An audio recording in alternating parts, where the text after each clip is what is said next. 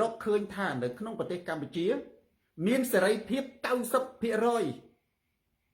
គឺវាមានអីខុសបើសូនតារកឃើញមុនហ្នឹងប៉ុន្តែត្រូវសួរថាតើសេរីភាពហ្នឹងជាសេរីភាពអ្វីសេរីភាព4ហ្នឹងសេរីភាពនៅក្នុងការដើរហើរសេរីភាពក្នុងការផឹកស៊ីជឿនក្រមសេរីភាពនៅក្នុងការគ្រប់គ្រងគណៈបកប្រជាជននិងលើកជើងនេះខ្លះគេហៅថាលឹកលុញពងលក់ត្រពង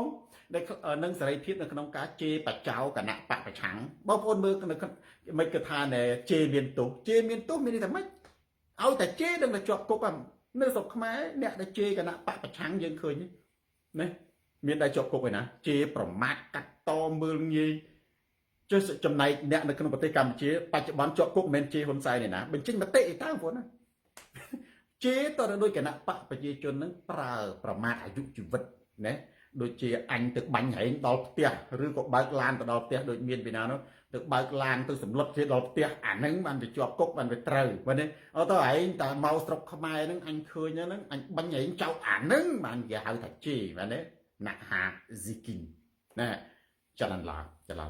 អញ្ចឹងស្រាប់តែមកដល់តំណែងមករាឥឡូវក៏គណៈបកប្រជាជនគេផ្ញើសារមកខ្ញុំហើយគាត់យកអាសាដែលគាត់ផ្ញើមកខ្ញុំហ្នឹងហ៊ុនបារ៉ាសរសេរនៅក្នុងអត្ថបទរបស់ខ្ញុំបងប្អូនទៅមើលគាត់ថាអត់ណែអត់សបាយតែពួកអបឆាំងមកតបស្វាពី3នាក់គេសបាយពេញប្រទេសគេមានសេរីភាពគ្មានដែលអាណាធ្វើស្អីផងជឹមសភាតនៅស្រុកខ្មែរតែគាត់អត់មើលយល់សនរានិយាយថាកម្ពុជាមានសេរីភាពអីណាសេរីភាព4ហ្នឹងណាខ្ញុំបងប្អូនខ្ញុំក៏សរសេរអត់ comment ទេសរសេរសារខ្លីតបទៅគាត់មួយម៉ាត់មួយឃ្លាមិនមែនមួយម៉ាត់ទេថានៅក្នុងប្រទេសកម្ពុជាបើនិយាយពីមុនសង្គ្រាមនៅព្រំដែនណាអាចនិយាយភាសានឹងបានថាអត់សបាយតែពួកអរុទ្ធចៅស្រុកពួកគណៈបកប្រឆាំងប្រមាណបាតបស្វានឹងគេឲ្យសបាយពេញស្រុកទោះជាពាក្យនឹងនិយាយមិនត្រូវគ្រប់កលៈទេសៈទោះបីជាពីមុនណែសង្គ្រាមនៅថៃនៅព្រំដែននិយាយនឹងវាមិនត្រូវក៏ដោយក៏ពាក្យនឹងនិយាយទៅអត់សូវអីប្រមាណទេបងប្អូនប៉ុន្តែណាខ្ញុំនិយាយថាអញ្ចឹងខ្ញុំថាបើនិយាយមុនសង្គ្រាមព្រំដែនថៃខ្មែរមិនសូវជាអីប្រមាណទេប៉ុន្តែបើនិយាយបច្ចុប្បន្នណា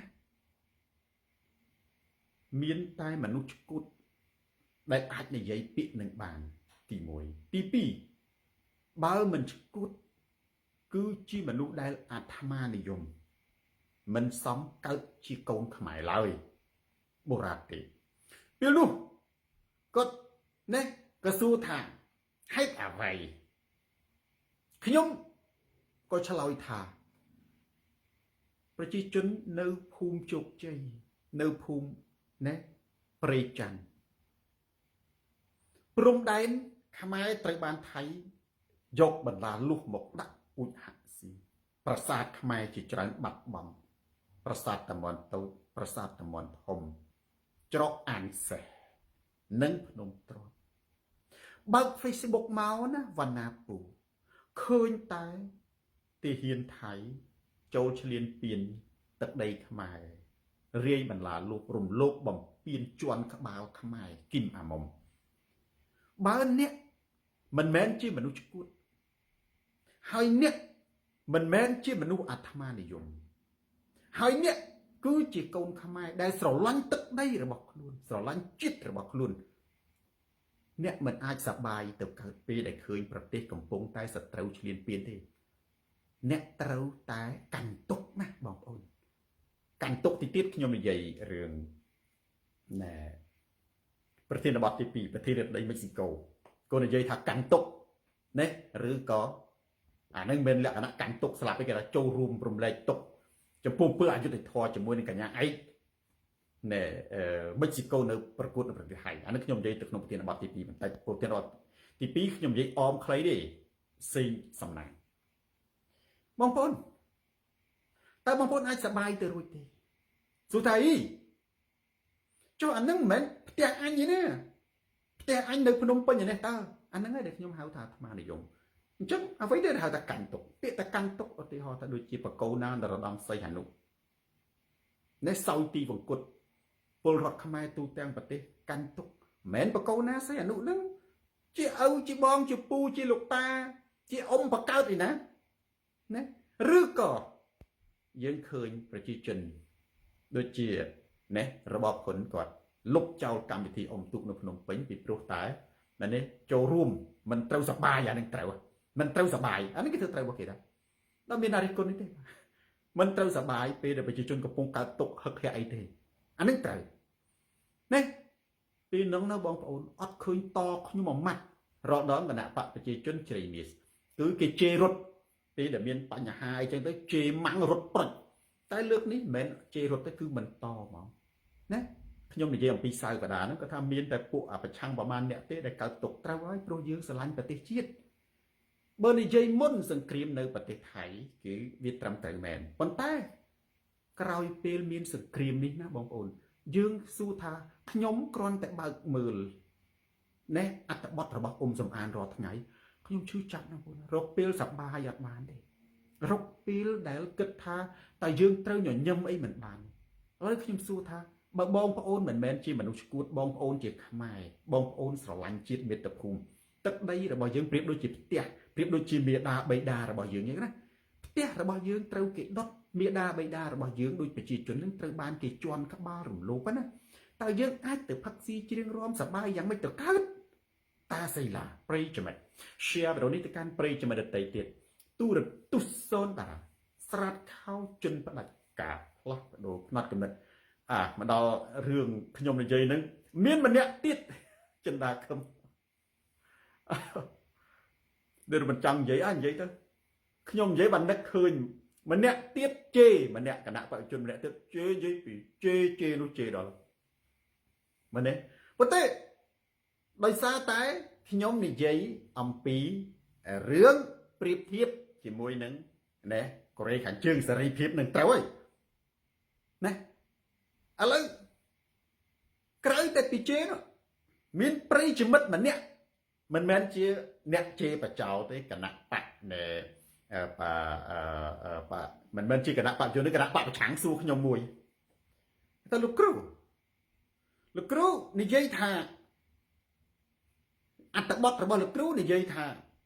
ប្រទេសកម្ពុជាគឺឲ្យតែពួកលើកជើងខ្លះហៅត្រពងអានឹងគឺបានរស់បានឬក៏បានមានសេរីភាពនៅក្នុងការនិយាយចុក K01 រិនដាកឹមបងប្អូនសំដួលនឹងឆ្លាតណាសំដួលនឹងគឺកូនសិស្សសូនតារារងនឹកឃើញក្នុងចំណោមមានជាកូនសិស្សសូនតារារេវងវ៉ាគាត់សួរថាចុក K01 ត្រពងដែរហេតុអីបានជាត្រូវហ៊ុនសែនកំចាត់បងប្អូនឆ្លើយថាម៉េចអានឹងអត់មានជេរទេខ្ញុំនិយាយបដូរបរិយាកាសខ្ញុំសោចហ្នឹងមានន័យថាចូលដល់អាចចម្លើយសោចម្ដងខ្ញុំមិនសោចទេប៉ុន្តែគាត់សោចបើខ្ញុំឆ្លើយមួយម៉ាត់ណាបងប្អូនខ្ញុំថាមនុស្សយើងមិនមែនសុខភាពល្អគ្រប់ពេលទេរិទ្ធិនេសំអ្នកណាដែលថាខ្លួនសុខភាពល្អគ្រប់ពេលគឺមិនមែនជាមនុស្សទេបងប្អូនសំបីដុំថ្មដៃក៏វាមានជ្រេះចប់ដែរមនុស្សតែងតែមានឈឺមានជារៀងរាល់ពេលគ្រាន់តែថាខ្លះជាឈឺញឹកនិងឈឺមិនញឹកតែប៉ុណ្ណោះសេរីសុខគាត់ថាលោកគ្រូហេតុអីបានជានិយាយអញ្ចឹងអ្នកខ្ញុំឯកភាពគាត់ថាអញ្ចឹងសិនថាអ្នកណាដែលត្រពងឬក៏លើកជើងទើបមានសេរីភាពសង្ឃឹមថ្ងៃមួយចុះ K01 ត្រពងដែរមិនបានជាហ៊ុនសែនវាយខ្ញុំក៏ឆ្លើយថាមានពេលខ្លះចំពងហើមមកបងប្អូនណាពងហើមឈឺអាក្រក់ណាត្រអត់ចេះមើលអាហ្នឹងគឺ Fabricia បានតែខ្ញុំថាសុំទោសនិយាយទៅវាមានពេលខ្លះបងប្អូនអាតបៅហ្នឹងនេះគឺតម្រូវកុំឲ្យយើងប៉ះបើកាលណាយើងប៉ះទៅវាច្រឡោតអាមិនបានជាអ្នកខ្លះត្រពងប៉ុន្តែត្រូវបានគេកំចាត់ពីព្រោះវាត្រចំពេលពងឈឺបងប្អូនណាពងហើមឈឺ ខ្ញុំពុកមិនហ៊ានស្រមៃទេកូនអាហ្នឹងគាត់ថាប្រុសឲ្យដឹងទេដឹងណាចាន់មីណែប្រុសវាយជាដឹងហើយអាហ្នឹងដាក់ទៅប៉ះគឺម៉ាំងច្រឡោតលោតហើយគ្មានគិតថាអាយើងហ្នឹងណាឆៃយ៉ាសត្វចាយើងហ្នឹងគឺចង់ត្រព្រះសុទ្ធទេយើងចង់ត្រសុទ្ធហ្នឹងដើម្បីឲ្យគេសប្បាយប៉ុន្តែថ្ងៃហ្នឹងវាចំមកសុទ្ធហ្នឹងវាឈឺវាហើមកើតប្រមេះអាហ្នឹងថាខ្មែរយើងកើតទៅកើតហើមកើតកលៀនកើតបោះ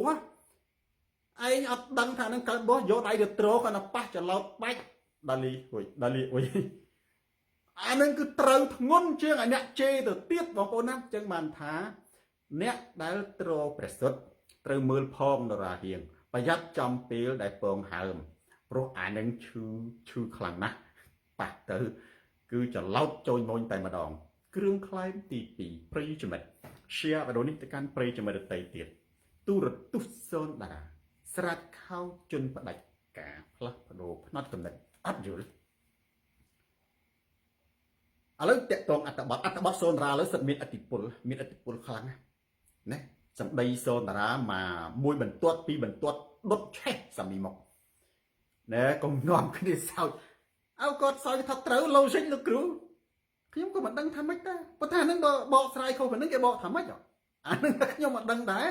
នរិនថតរូបបងប្អូនប្រយ័ត្នប្រយែងណាខ្ញុំគ្រាន់តែប្រាប់គណៈបព្វជិជននេះកុំផ្អើលប្រយ័ត្ន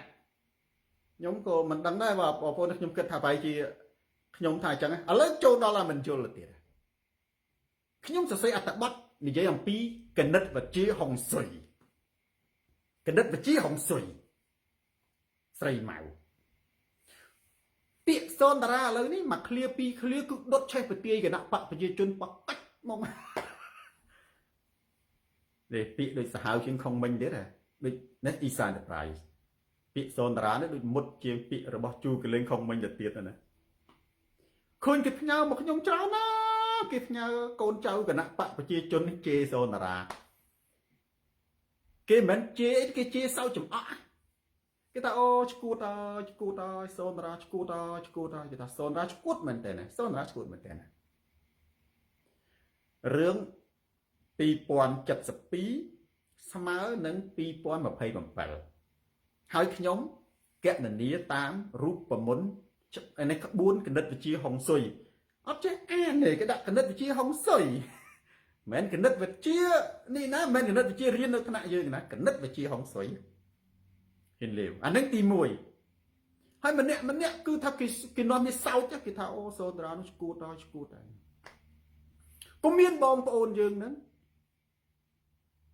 ខ្លះគាត់ខឹងប៉ាហេងខ្ញុំប្រាប់ថាបើកាលណាយើងខឹងសម្ដីគេមានអតិពលលើយើងណាបងប្អូនមិនអើគេនិយាយទៅយើងខឹងមានសម្ដីរបស់គេហ្នឹងវាជះនៅលើអារម្មណ៍យើងប៉ះអារម្មណ៍យើងមានន័យថាខ្ញុំប្រាប់ថាកុំខឹងចូលរកវិធីសាស្ត្រដើម្បីវាយបកវិញអ្នកប្រាជ្ញគេអត់ខឹងទេបងណាឬបើគេខឹងគេព្យាយាមរងាប់វាទៅវិញរកវិធីសាស្ត្ររស់ទៅវាយបកទៅវិញដោយពាក្យសច្ចៈទោះជាគេជេរយើងកាន់តែខ្លាំងហើយគេរត់ក៏ដោយយើងនៅតែមានតម្លៃនិងសេចក្តីថ្លៃថ្នូរជានិច្ចខ្ញុំនិយាយបងប្អូនយើងម្នាក់គាត់ណែគណៈបព្វជិជនខ្ញុំឆ្លើយតែម្នាក់ហ្នឹងឯងឥឡូវខ្ញុំនឹងលើកយករឿងគណិតវិទ្យាហុងស៊ុយនេះមកនិយាយបន្តិចទី1ប្រិយមិត្ត CVP ម្នាក់គាត់ផ្ញើច្រើនដងពេកគាត់ថាឈួតតើមែនទេឈួតមែនតើខ្ញុំរៀនតាំងពីណាពីណីមកណាមិនដែលមានអ្នកណាទៅចឹងទេខ្ញុំមិននឹកស្មានថាលោកគ្រូរៀននេះធ្វើគ្រូប៉ុណ្ណឹងដែរយូរទៅណាទៅជាឈួតទៅយូកូជីគូខ្ញុំក៏សួរគាត់មួយម៉ាត់តើអ្នកឯងមើលប្រព័ន្ធទូរស័ព្ទនិងប្រព័ន្ធកុំព្យូទ័រយល់ទេខ្ញុំសួរនឹងអត់ឆ្លើយបងប្អូនបើគាត់គិតតែចំសូនតារាមកកណាសួរវាយអត់ឃើញឆ្លើយមកសទូបែរជាមិនមកសទូទេមួយថ្ងៃនេះមួយថ្ងៃបានឆ្លើយមកថាខ្ញុំមើលអត់យល់ទេពីព្រោះណាខ្ញុំមិនមែនជាអ្នកបង្កើតកុំព្យូទ័រផងខ្ញុំក៏ឆ្លើយប្រាប់គាត់វិញថាអញ្ចឹងមានន័យថា អ្នកបង្កើតកុំព្យូទ័រឈួតណាមិនចឹងព្រោះអ្នកឯងមើលអត់យល់បងប្អូនណាបើកាលណាយើងមើលប្រព័ន្ធកុំព្យូទ័រអត់យល់យើងមើលប្រព័ន្ធទូរស័ព្ទអត់យល់យើងមើលប្រព័ន្ធហេតុអីបានយន្តហោះយើងមើលមិនយល់មិនមែនអ្នកផលិតយន្តហោះហ្នឹងអ្នកផលិតប្រព័ន្ធកុំព្យូទ័រអ្នកផលិតទូរស័ព្ទដៃហ្នឹងណាឈួតទេគឺយើងហ្នឹងចំណេះយើងវាមិនដល់ចំណេះយើងនឹងវាឈួតណាទីនឹងមកអត់ឃើញតជាមួយសូនតារាទេមែនទេសម្បត្តិមីចអានឹងឡូសិកប៉ុណ្ណាសូនតារានិយាយឡូសិកគឺទៅសូនតារាឈួតហើយណាចេញកណិតវិទ្យាអញមិនដែរឃើញអញ្ចឹងបើខ្ញុំសួរទៅតើអ្នកឯងមើលប្រព័ន្ធកុំព្យូទ័រមើលប្រព័ន្ធយន្តហោះយល់ទេអ្នកឆ្លើយតាមត្រាំងសូនតារាមើលអត់យល់របស់ដែលយើងមើលមិនយល់មានន័យថាកំណត់យើងប្រាជ្ញាយើងណាសមត្ថភាពយើងវាមិនដល់ទេខ្ញុំប្រាប់ទៅវិញឥឡូវនេះខ្ញុំនិយាយជាសាធារណៈកុំឲ្យណែខ្ញុំមិនចង់តបទៅណាទេគាត់ថានិយាយជាសាធារណៈដើម្បីផ្ដល់ជាតពុកឲ្យបងប្អូនផងនិងដើម្បីឲ្យគណៈបកប្រជាជនសាមអែលបានគាត់បានស្ដាប់ហើយគាត់គិតថាអូចម្លើយចឹងផងបើអ្នកឯងមិនមែនជាអ្នកពូកែគណិតវិទ្យានិងមិនមែនជាគ្រូគណិតវិទ្យាទេណាអ្នកឯងមិនអាចវាយតម្លៃបានទេយកអត្ថបទរបស់សូនតារាទៅសួរគ្រូនិងអ្នកពូកែគណិតវិទ្យាគឺត្បិតតែវាជាគណិតវិទ្យាហុងស៊ុយមែនប៉ុន្តែអត់មានខុសតាមច្បាប់វិទ្យាសាស្ត្រទេគឺគេហៅថាច្បាប់ logic កូនខ្មែរប្រឆាយឥឡូវថ្ងៃនេះនិយាយលេងតិចចុះអ្នកបាយ2 3នាទីចុះអ្នកដែលមានកម្រិតដល់ក៏ដល់ពោះទូរទស្សន៍សូនតារាមានន័យថាវាចម្រុះមែនទេទូរទស្សន៍មានពេលខ្លះនិយាយវិទ្យាសាស្ត្រដែរណាពេលខ្លះនិយាយពីកីឡាពីសិល្បៈវិទ្យាសាស្ត្រពេលខ្លះមិនតម្រូវមនុស្សយល់ទាំងអស់ឥឡូវអ្នកណាយល់ក៏យល់ចាស់ខ្ញុំនិយាយរឿង logic មួយ logic មានន័យថាតាមលំអានតេស្តកូនសិស្សសូនតារាមួយឧទាហរណ៍តែគេសរសេរថា2 បូកនឹង 2 ស្មើ 6តែពិត2 បូក 2 ស្មើ 4ណាបងណា2 2ស្មើ 4នេះដូចគណិតវិទ្យាដាងខៅដូចគណិតវិទ្យាហុងស៊ុយខ្ញុំកណនាចឹងហុងស៊ុយខ្ញុំកណនាអានេះហុងស៊ុយខ្ញុំកណនាគឺ2072ស្មើនឹង2027ពីព្រោះតាមគណិតវិទ្យាហុងស៊ុយគឺគេបូកអាលេខរាយនេះឲ្យទៅពង្រាយវាទៅតែមួយអញ្ចឹង2072បើបូកលេខ11បូកលេខ2លេខ0លេខ7លេខ2ទៅវាស្មើណាដូចខឹមស្មើ11អា2027គឺបូកទៅស្មើ11ដូចគ្នាដល់តែគេពង្រាយវាឲ្យសល់លេខមួយខ្ទង់11គឺវាស្មើនឹង1 បូក 1អានេះគេក្បួនគេយកក្បួនវាសិនក្បួនហ្នឹងហៅ logic 11បូកនឹង1គឺវា11ស្មើនឹង1 បូក 1ពង្លាតវានៅសល់មួយខ្ទង់គឺលេខ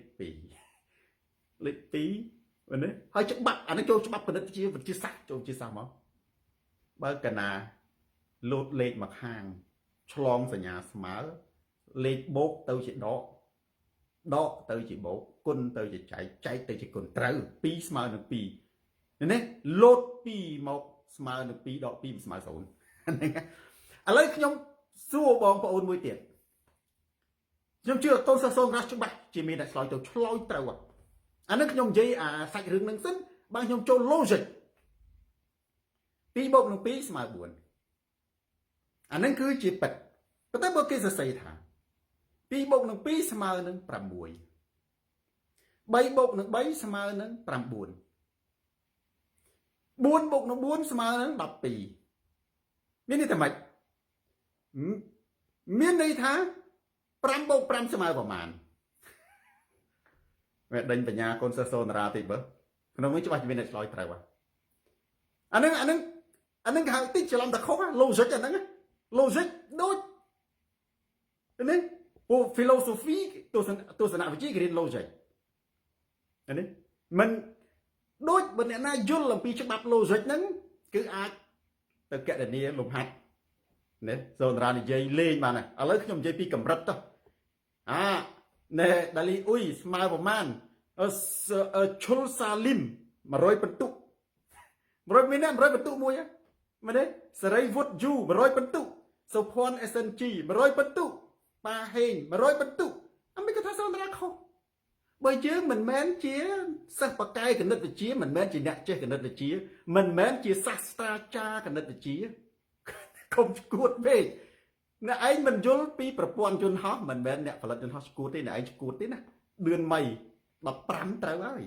15ត្រូវហើយអញ្ចឹងណា logic គឺគេតើមានក្បួនសិនសន្តារាសរសេរពាក្យហើយថាគណិតវិទ្យាហុងស៊ុយខ្ញុំកណនីតាមក្បួនហុងស៊ុយដែរខ្ញុំមិនកណនីតាមក្បួនគណិតវិទ្យានៅក្នុងថ្នាក់ឯណាហើយត្រូវណាបងតិចច្រឡំមកខុសតិចច្រឡំតែខុសស្មើ15ហេតុអីបន្ថយចឹង2 + 2 ស្មើ6មានន័យថាគេមើលលំអានវាសិនបើយើងមានមួយធ្វើអត់ចាញ់ទេណាខុស2 + 2 ស្មើ6ខុសនៅនេះ3 + 3 ស្មើ9ខុសតើតែមានអាទី3មើលនេះលំអានវាអាទី3គឺ4 + 4 ស្មើ12មានន័យថាម៉េច2 + 2 ស្មើ4ថែម1 2ស្មើនឹង6ក្បាល2ទាញយក2 3 + 3 ស្មើ6ថែម3មិនស្មើ9 4 + 4 ស្មើ12 4 + 4 8ថែម4វាស្មើ12ត្រូវហើយដល់5 + 5 ស្មើ10ថែម5ស្មើ15ស្មើ15ចឹងលំអាននឹងត្រូវណាលំអាននឹងត្រូវលំអាននឹងគេហៅថា logic ហើយបើធ្វើខុសពីនឹងខុសតិចគេថា2 + 2 ស្មើ6មែនទេ3 + 3 ស្មើ9 4 + 4 ស្មើ12 5 + 5 ស្មើ10 10ទៅជាខុសវិញស្មើ10ខុសវិញមិនវាអត់ត្រូវតាមលំអានច្បាប់ដើមអ្វីៗទាំងអស់មនុស្សកំណត់ទៅបងណាមានន័យថាលោកច្បាប់គណិតវិទ្យាច្បាប់អីក៏ដោយដែលមនុស្សកំណត់មកយ៉ាងម៉េចណាវាលំអាននឹងបើណាខុសពីលំអាននឹងគឺខុសតែម្ដងអញ្ចឹងគណិតវិទ្យាហុងស៊ុយរបស់សូនារាហ្នឹងណាត្រូវបងប្អូនទេអានេះខ្ញុំបរៀនកូនចៅគណៈបព្វជិជនមួយចំនួនទេបើយើងមិនចេះមើលប្រព័ន្ធយន្តហោះសូនារាចេះមើលទេប៉ុន្តែខ្ញុំថាខ្ញុំអត់ចេះបើយើងអត់ចេះប្រព័ន្ធយន្តហោះបើយើងអត់ចេះប្រព័ន្ធណាយល់ពីប្រព័ន្ធកុំព្យូទ័របើយើងមិនចេះពីប្រព័ន្ធម៉ាស៊ីនទូរស័ព្ទមិនមែនអ្នកផលិតយន្តហោះកុំព្យូទ័រណាខំបណ្ដានឹងទូរស័ព្ទស្គួតទេចំណេះដឹងយើងវាថាមិនដល់ណាចំណេះដឹងតែឯងគាត់តែគោរពសូនារាជាគ្រូទៅបានហើយបើថាយើងឆ្ងល់មិនកើតទេគាត់តែថ្វាយបង្គំទៅគឺគ្រប់គ្រាន់ហើយដូចយើងយន្តហោះណាបើយើងចេះមិនចេះធ្វើទេយើងគ្រាន់តែជិះទៅណែនេះបើថាយើងយល់មិនដល់ទេគ្រាន់តែសំពះសូនារាធ្វើគ្រូគ្រប់គ្រាន់ហើយមែនបើអ្នកឯងមិនបកកាយគណិតវិទ្យាហើយបើអ្នកឯងមិនមែនជាគ្រូគណិតវិទ្យាយ៉ាងនេះកែមិនអាចនិយាយបានទេខ្ញុំគាត់ប្រាប់ទេមួយទៀតអត់យល់ទី1ខ្ញុំនិយាយពីអត់យល់អំពីប្រាជ្ញាអ្នកឯងមិនដល់ទេកម្រិតមិនដល់ទេបាទទី2អាមិនបានជាគណៈបព្វជិជនគេប្រតិកម្មរឿងហ្នឹងខ្ញុំឆ្ងល់ណាសមមកខ្ញុំអត់មាននិយាយថាឲ្យអ្នកណាទេខ្ញុំអត់មានខ្ញុំនិយាយពីលេខសុទ្ធសាធបងប្អូនហើយម្នាក់ដូចបកាច់បកិនបផាប់បភីងអាមិនឥឡូវបងប្អូនខ្ញុំឆ្ងល់ខ្ញុំអត់យល់ទេណាតារាស្វីទីមុននឹងចូលដល់ប្រធានបទទី1ខ្ញុំនិយាយតំណែងទៅចុះដាលីអ៊ុយមែនទេដាលីអ៊ុយមិនបានជាគណៈបព្វជិជនគេចេញដូចលៀសបែកប្រពុកពេញ Facebook ជេរបចោសូនតារាមិនជេរបចោគេជេរបចោចំអកគេថាខ្ញុំឈួតទេណាខ្ញុំក៏អត់សូវយល់ដែរបងប្អូនមិនដឹងថាហេតុអី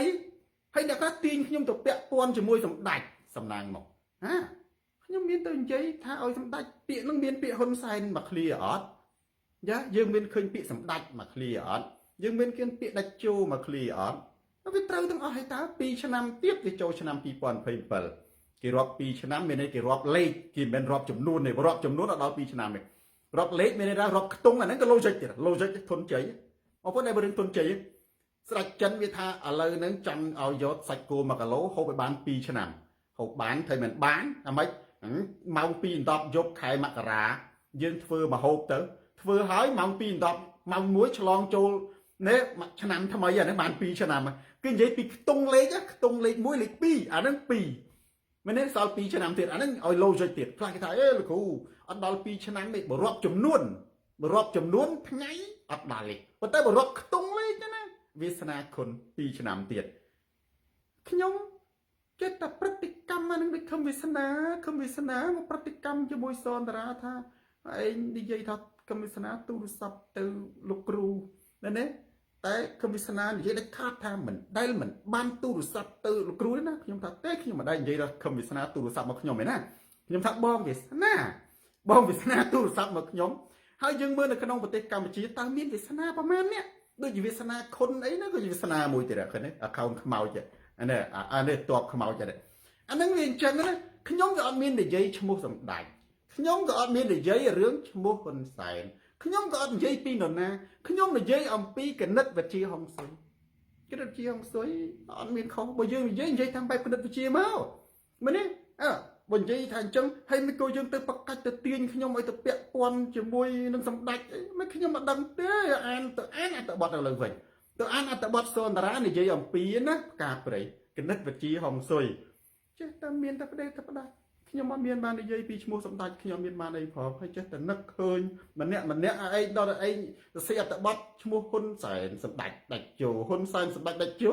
ទៅជាអត់អីស្រាប់តែយើងធ្វើគណិតវិទ្យាបែបវិទ្យាសាស្ត្រ logic ដើម្បីបង្រៀនកូនសិស្សសូនតារាឲ្យខួរក្បាលទៅណាវាដំណើរការឲ្យវាដុសខាត់ខួរក្បាលឲ្យវាភ្លឺបន្តិចហើយគេទៅថាខ្ញុំអត់យល់ព្រោះណាខ្ញុំមិនដឹងថាហេតុអីបានគណៈបព្វជិជនគេទាញគេនាំគ្នាផ្អើលប្រផាប់ប្រភីងទេប្រធានបទទី1ប្រិយមិត្ត share វីដេអូនេះទៅកាន់ប្រិយមិត្តដទៃទៀតសុកុល KPT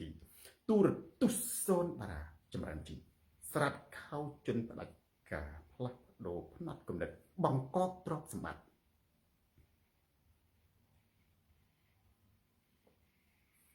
នៅដូចដាលីអូយស្អីគាត់ដឹងច្បាស់ហើយបែបខ្ញុំបញ្ញាកន្លែងហ្នឹងជួនកាលខ្ញុំអត់ឆ្លាតដល់ដែរ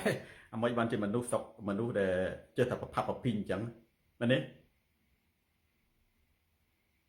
បង្កក់ទ្រព្យសម្បត្តិដោយសារតែមានការសំណូមពរច្រើនពេកពីព្រោះរឿងបង្កក់ទ្រព្យសម្បត្តិជាបន្តបន្ទាប់បើយោងតាមអត្ថបទនេះរំលេចថារបស់លោកប្រធានសំរងស៊ីនឹងវាច្រើនពេកនិយាយអំពីនេះអាមេរិកបង្កក់ទ្រព្យសម្បត្តិអង់គ្លេសបង្កក់ទ្រព្យសម្បត្តិហុងកុងបង្កក់ទ្រព្យសម្បត្តិតៃវ៉ាន់បង្កក់ទ្រព្យសម្បត្តិកូរ៉េបង្កក់ទ្រព្យសម្បត្តិជប៉ុនបង្កក់ទ្រព្យសម្បត្តិស៊ុយសែនអញ្ចឹងបងប្អូនយើងឆ្ងល់ទៅទេលោកគ្រូហេតុអីបានជាមិនឃើញស៊ុយសែនលោកគ្រូនិយាយអំពីការដែលរដ្ឋាភិបាលអន្តរជាតិបង្កក់ទ្រព្យសម្បត្តិ Gen Z ដែលជាទីប្រឹក្សារបស់សម្ដេចអគ្គមហាសេនាបតីតេជោហ៊ុនសែនចម្លើយបានជាខ្ញុំមិននិយាយឥឡូវខ្ញុំនិយាយហើយដើម្បីកុំឲ្យមនុស្សសួរដដែលបើអត់ចឹងទេព្រោះសូនតារារាល់ថ្ងៃនេះថាមនុស្សមកប្តឹងគំនិតមិនមែនប្តឹងតឡាការទេប្តឹងគំនិតរដ្ឋាភិបាលសង្កពូក៏បង្កប់ប្តឹងគំនិតមានតែមិនបងប្អូនមនុស្សមានចងល់មនុស្សមានបន្ទិលមនុស្សស្មុកស្មាញអីហ្នឹងអ្នកខ្លះបានទេត្រូវសូនតារាឆ្លោយទៅធ្វើដូចឆ្នាំដែរបងប្អូនខ្ញុំសន្និដ្ឋាននេះពីព្រោះតាមរយៈលទ្ធផលដែលខ្ញុំធ្លាប់ឆាតជាមួយបងប្អូនតព្រោះខ្ញុំមានពេលប្រហែលនេះគាត់ថាវាច្រើនពេកខ្ញុំជាប់រៀនផងនោះឃើញបងប្អូនខ្លះចម្លើយរបស់ខ្ញុំទៅគាត់សប្បាយគាត់ពេញចិត្តដូចគាត់រស់ឡើងវិញអ្នកខ្លះបាក់ទឹកចិត្តចឹងទៅអស់សង្ឃឹមមើលទៅអុកប្រមុខគាត់ដើរអីស្មុកចឹងទៅស្រាប់តែខ្ញុំនិយាយមួយម៉ាត់ទៅគាត់ភ្លឺជួនកាលខ្ញុំ stress ដូចគ្នាខ្ញុំត្រូវការអ្នកដតីមកព្យាបាលដែរបងប្អូនណាពីព្រោះមានន័យថាចេះមានន័យថាពេទ្យព្យាបាលគេប៉ុន្តែពេលឈឺក៏ត្រូវការពេទ្យដតីទៀតមកព្យាបាលដែរសូនតារានេះផ្ដល់ធម្មទានគំនិតដល់អ្នកដតីឲ្យមានសុភមង្គលផ្លូវចិត្តឲ្យមានចិត្តស្រឡះប៉ុន្តែពេលណាពេលខ្លះខ្ញុំក៏ត្រូវការបងប្អូនស្អំដួងចិត្តខ្លះដែរសុទ្ធតែលោកគ្រូនិយាយចឹងអត់ទេមនុស្សនិយាយស្មោះត្រង់គឺឲ្យមនុស្សសច្ចធម៌តើបងប្អូនណាមនុស្សសច្ចធម៌និយាយការពិតទៅណាមែនណាបងប្អូនណាកុំច្រឡំតែលោកគ្រូមានស្អីចេះតែមកសួរយោបល់ត្រឹមត្រូវហើយប៉ុន្តែពេលដែលលោកគ្រូមានវិបត្តិណាក៏ជួយព្យាបាលលោកគ្រូខ្លះដែរទៅថាហ្នឹងព្រោះគ្រូពេទ្យណាបកកែព្យាបាលគេដល់ទៅពេលខ្លួនឯងឈឺក៏ត្រូវការគេព្យាបាលគ្រូពេទ្យដែលពូកែខាងវះកាត់លំដាប់លេខ1មើលនៅលើពិភពលោកពេលដែលគាត់មានជំងឺមហារីកពះគាត់ក៏ត្រូវការពេទ្យអតីវាឲ្យគាត់ដែរឃើញទេសូនតារាដូចគ្នាសូនតារាមែនទេជួយបងប្អូនជាច្រើននៅផ្នត់គំនិតណាដើម្បីឲ្យបងប្អូននឹងមានអ្នកខ្លះធូរភ្លឺមែនទេមានបញ្ញាប៉ុន្តែពេលខ្លះណាខ្ញុំក៏ត្រូវការបងប្អូនវិញដែរសួរថាលោកគ្រូនិយាយចឹងអត់ខ្លាចខ្មាស់គេថាត្រូវប្រកែអត់ទេរឿងពិតគឺត្រូវនិយាយពិតខុសពីពិតនិយាយខុសពីហ្នឹងគឺខុសព្រោះខ្ញុំមិនមែនជាព្រះណាខ្ញុំមិនមែនជាព្រះផងមែនទេឥឡូវខ្ញុំត្រឡប់មករឿងបកកទ្រព្យសម្បត្តិចម្លើយត្រង់សួរថាជប់ហេតុអីបានជាសូនតារាហ្នឹង គេនិយាយពេញ Facebook 2 សប្តាហ៍ 3 សប្តាហ៍ហើយរំមេតាអ៊ុំប៉ុន្តែសនរាអត់លឺដែរឃើញនិយាយចម្លើយ